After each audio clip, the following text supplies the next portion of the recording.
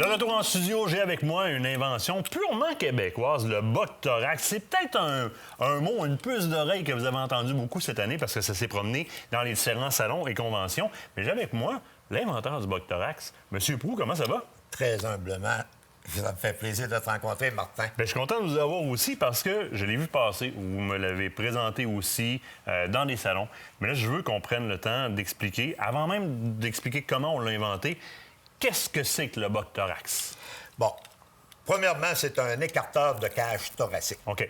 Puis la chose vitale, ou la première chose qu'on doit faire quand tu écartes une bête, c'est de permettre de ventiler, de refroidir ta carcasse le plus rapidement possible. Effectivement. J'ai vu tellement de personnes, là, grosse saison de chasse, dure au bout. Perdre leur viande. Après 2 jours, perdre leur viande. Exactement. Parce qu'ils n'ont pas su la ventiler. T'sais.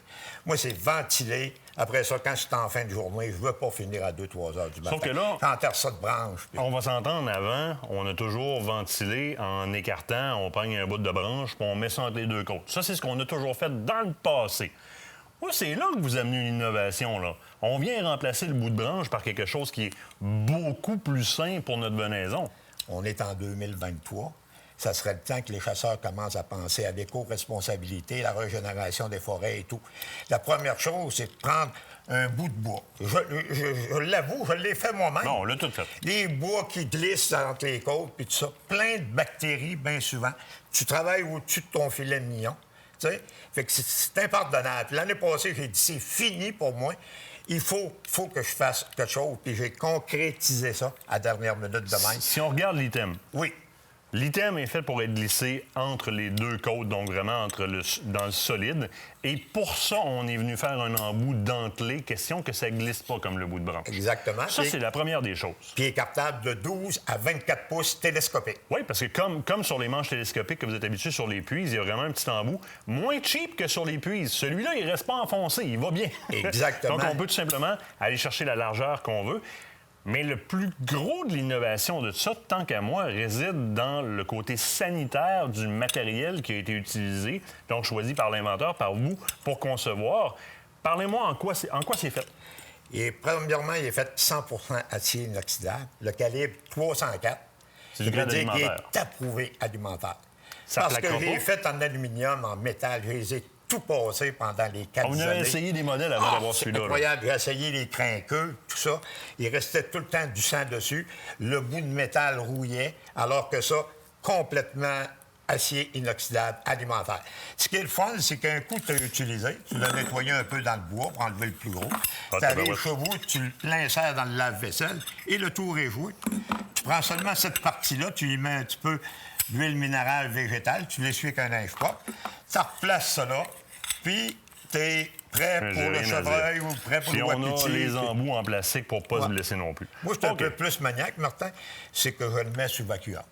Là, je n'irai pas dire à mes chums que c'est eux autres qui l'ont contaminé. Moi, je vais le mettre de même dans mon sac, au moins il est protégé. Puis ça prend un peu d'espace.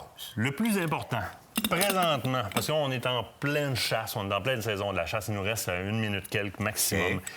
Où est-ce que je peux me procurer le Boctorax présentement au Québec? OK. Là, je viens de faire la tournée de partout au Québec. Il n'y a pas de place que je peux aller. OK.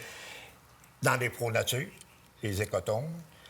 La ZEC, c'est de la ZEC du Bas-Saint-Laurent. Les autres n'ont pas encore embarqué, mais ça va être une question de conscientisation. Essentiellement, moi, je dirais, c'est peut-être à vous, les auditeurs, les consommateurs, qui veulent avoir un Boctorax puis que c'est pas présent chez votre marchand.